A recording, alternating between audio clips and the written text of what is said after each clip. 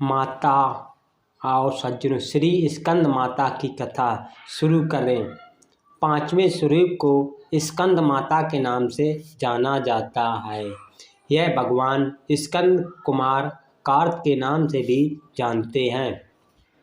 यह प्रसिद्ध देवासुर संग्राम में देवताओं के सेनापति बने थे। पुराणों में इन्हीं कुमार और शक्तिधर कहकर इनकी महिमा का वर्णन किया गया। इनका वाहन मयूर है, अतः इन्हें मयूर वाहन के नाम से भी जाना जाता है। इन्हीं भगवान स्कंद की माता होने के कारण माँ दुर्गा जी के इस पांचवें स्वरूप को स्कंद माता के नाम से जाना जाता है। इनकी उपासना नवरात्र पूजा के पांचवें दिन की जाती है। इस दिन साधक का मन विशुद्ध चक्र में अवस्थित होता है। इनके विग्रह में भगवान स्कंद जी बाल स्वरूप में इनकी गोद में बैठे होते हैं।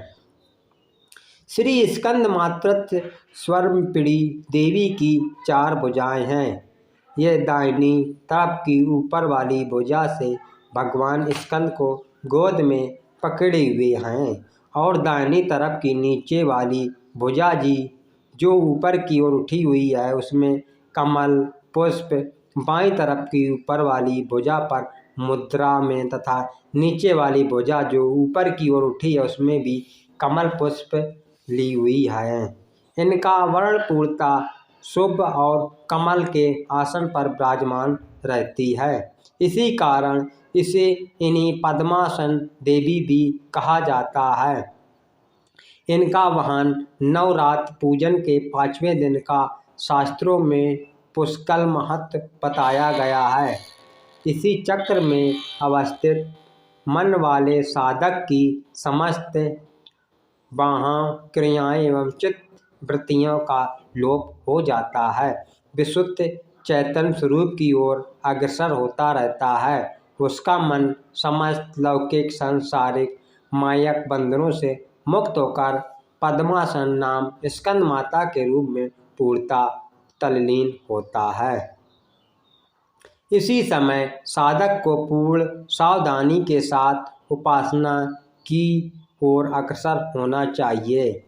उसे अपनी समस्त ध्यान वृत्तियों को एकाग्र करते हुए साधना के पथ पर आगे बढ़ना चाहिए। माँ स्कंद माता की उपासना से भक्त की समस्त इच्छाएं पूर्ण हो जाती हैं। इस मृत्यु लोक में उसे परम शक्ति और सुख का अनुभव होने लगता है। उसके लिए मोक्ष का द्वार स्वयं सुलभ हो जाता है।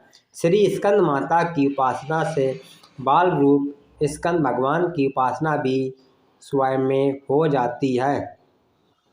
यह विशेषता केवल इन्हीं को प्राप्त होती है। अतः साधक को स्कंद माता की उपासना की और विशेष ध्यान देना चाहिए। सूर्यमंडल की अधिष्ठात्री देवी होने के कारण इनका उपासक अलौकिक तेज एवं क्रांति से संपन्न हो जाता है। एक अलौकिक प्रभामंडल आदर्श भाव से सदैव उसके चतुर्दिश पर व्याप्त रहता है। प्रभामंडल प्रतिक्षण उसके योग क्षेम का निर्वहन करता रहता है।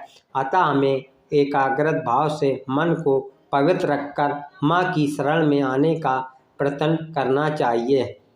इस घोर भाव सागर के दुखों से मुक्त पाकर मोक्ष का मार्ग सुलभ बनाने का इसे उत्तम उपाय दूसरा नहीं है।